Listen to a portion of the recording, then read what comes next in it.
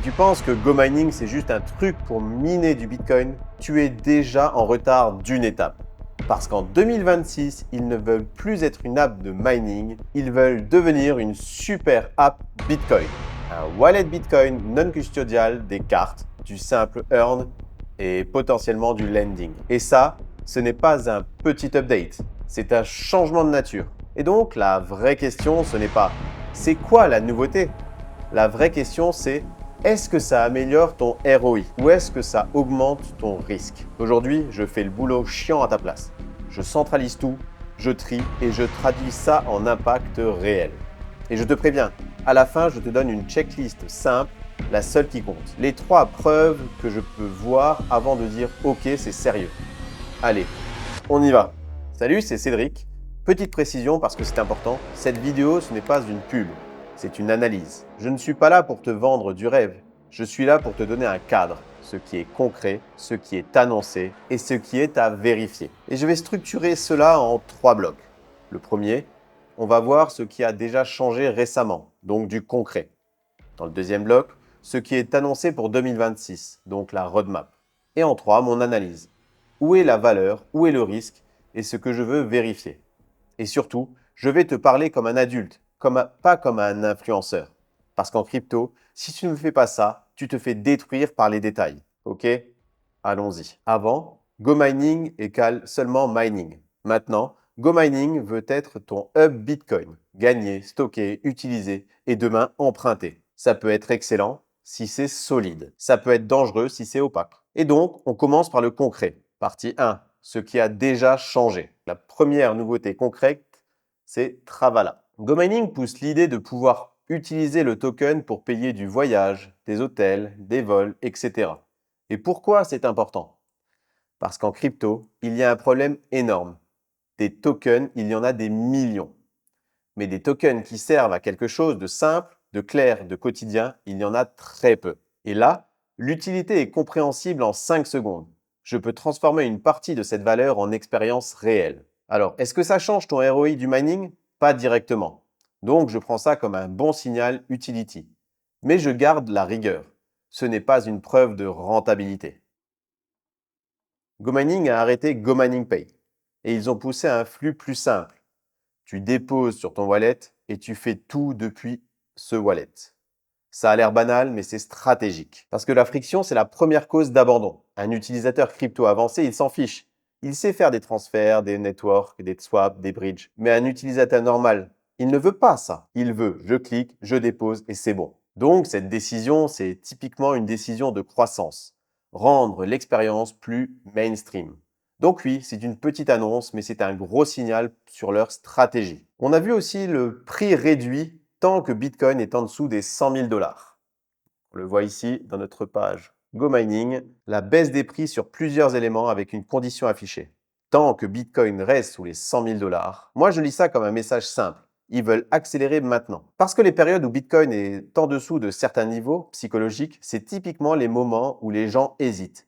Est-ce que je rentre? Est-ce que j'attends? Et donc, baisser les prix, c'est une manière de réduire la barrière d'entrée. Je note ça comme un signal de croissance agressive. Ce n'est ni bon ni mauvais. Ça dépend de ce qui suit. Parle aussi du on-ramp cart. Donc le on-ramp par carte dans l'app est une refonte des souscriptions annoncées. Et je le dis franchement, c'est la base. C'est même étonnant que certaines apps le mettent plus tard. Parce que tant que tu n'as pas un chemin d'achat simple, tu es sur une app de niche. Donc, un on-ramp cart égale élargissement du funnel. Ensuite, les souscriptions. Ce que je veux que tu comprennes, c'est simple. Dans un modèle type mining hash rate, tu as 2 batailles. La bataille numéro 1, acquérir l'utilisateur. La bataille numéro 2, c'est le garder. Et pour le garder, tu utilises des mécanismes de fidélité. Des bonus, des progressions, des statuts, des améliorations. Ok, jusque-là, on est sur du concret. Les utilities, les simplifications, l'agressivité commerciale et la rétention. Et maintenant, on passe au gros morceau. 2026. Et là, tu vas voir, on ne parle plus juste d'optimiser un mineur. On parle d'infrastructure, de wallet, de paiement et de finance. Donc, reste bien jusqu'au bout parce que la fin est importante. Je te donne les 3 preuves à exiger, sinon tu es juste en train de regarder une bande-annonce. La partie 2. la roadmap 2026. Dans le roadmap Q1 2026, il y a plusieurs annonces. Je vais les ranger en 3 catégories: infrastructure, wallet et produits financiers.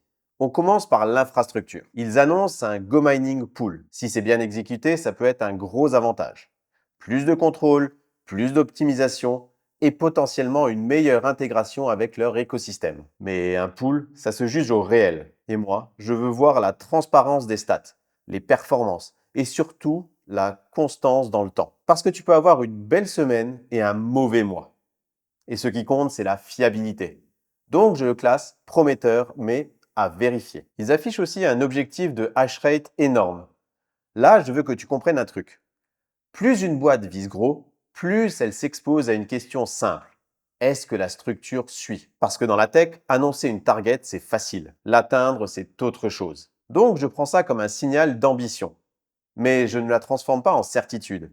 Et surtout, un hash rate cible ne te dit rien sur la rentabilité. La rentabilité, c'est toujours récompense, coût, frais, conditions et transparence. Maintenant, on arrive à l'annonce qui, à mon avis, est la plus structurante, le wallet Bitcoin non custodial. Si ça sort et si c'est bien fait, c'est un gros pas. Parce que le non custodial, ça veut dire tu contrôles tes clés. Et en crypto, contrôler ces clés, c'est la base de la souveraineté. Mais je vais être très clair, le non custodial, c'est aussi là où les gens perdent des fonds, parce qu'ils ne comprennent pas la seed. Ils la stockent mal, ils la perdent. Donc moi, sur cette annonce, je veux des éléments très concrets. Est-ce que c'est vraiment du non custodial complet? Comment est géré l'acide? Quelles options de sauvegarde? Quelle protection contre les erreurs? Est-ce qu'il y a une documentation claire?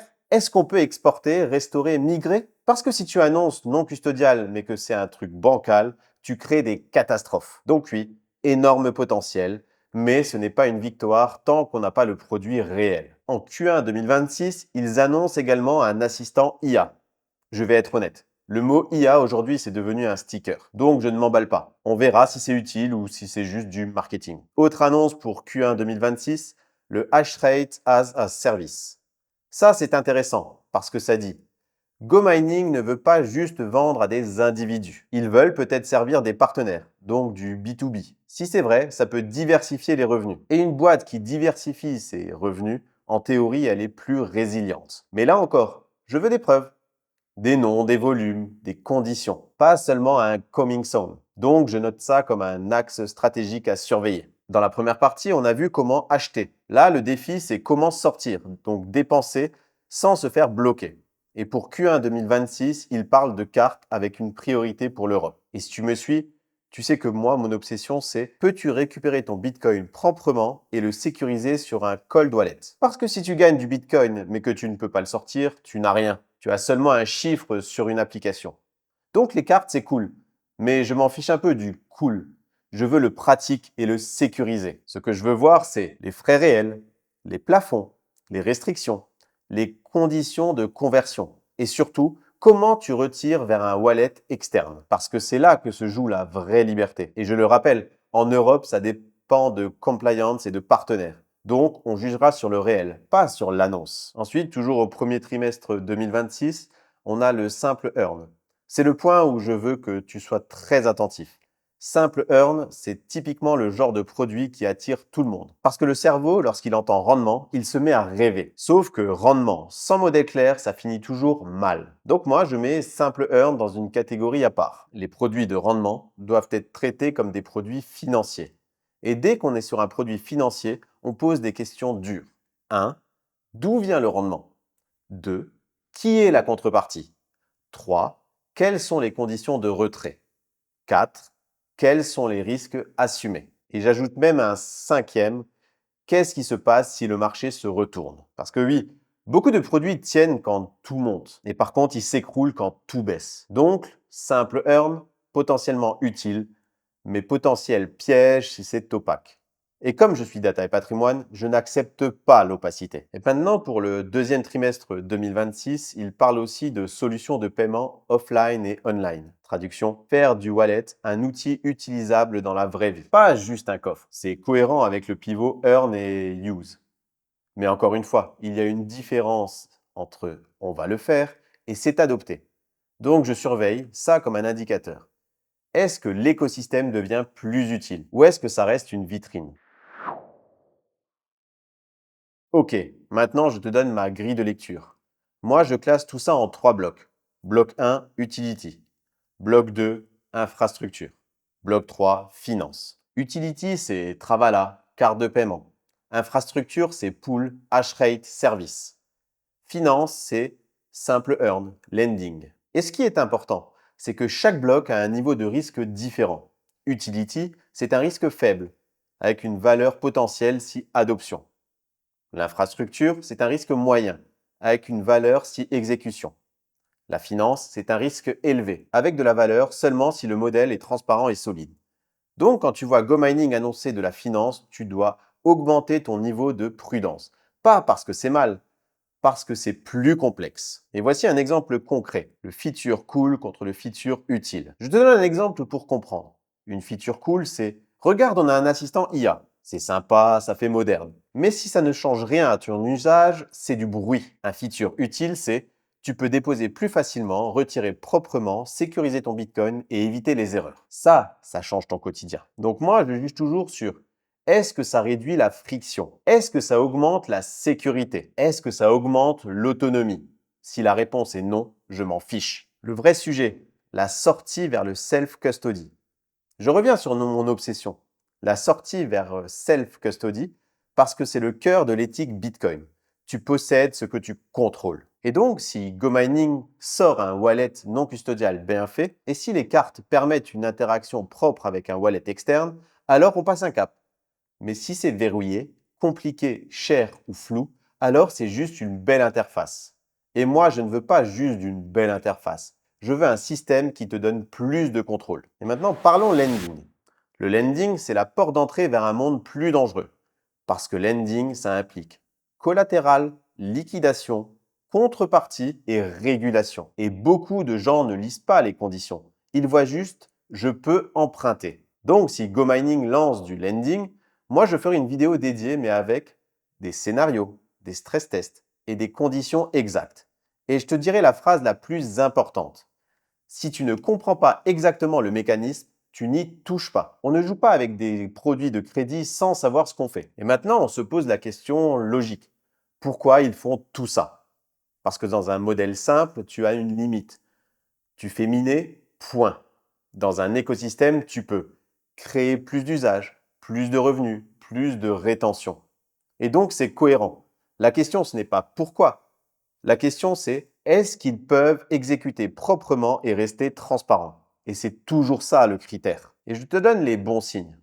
Le bon signe numéro 1, la simplification. Le on-ramp, wallet, hub, moins de friction. Le bon signe numéro 2, l'utilité réelle. Travala, paiement, carte, si c'est réellement utilisable.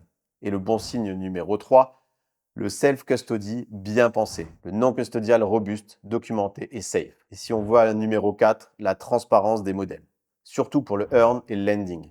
Parce que si earn et lending sont transparents, tu peux les analyser. Si c'est opaque, tu ne peux pas.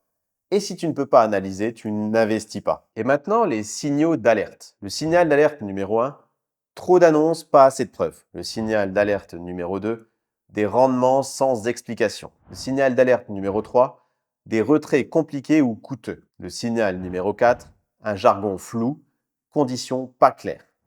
C'est simple et c'est pour ça que je te donne la checklist finale. Ok, avant de considérer que 2026 est révolutionnaire, moi, je veux 3 preuves. La preuve numéro 1, le wallet Bitcoin non custodial sort réellement et on a une documentation claire avec la seed, la sauvegarde, la restauration, l'export. La preuve numéro 2, les cartes sortent en Europe avec des conditions propres, avec les frais, le plafond, les retraits et la possibilité de self-custody simple. La preuve numéro 3, simple earn et lending sortent avec un modèle expliqué. D'où vient le rendement? Quelle contrepartie? Quelle protection? Quel risque? Sans ces preuves, ce n'est pas du concret.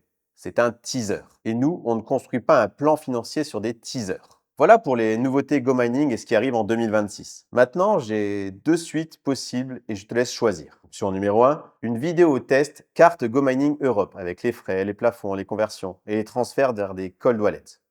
Ou l'option 2, une vidéo simple earn et lending, analyse froide, scénario, stress test. Dis-moi en commentaire ce que tu veux en premier. Si tu veux que je centralise les updates GoMining chaque mois avec une grille valeur contre risque, abonne-toi. Et vendredi prochain, je posterai une vidéo d'analyse sur une DeoBank, WeFi. Sur ce, je te dis à très vite. Allez, ciao!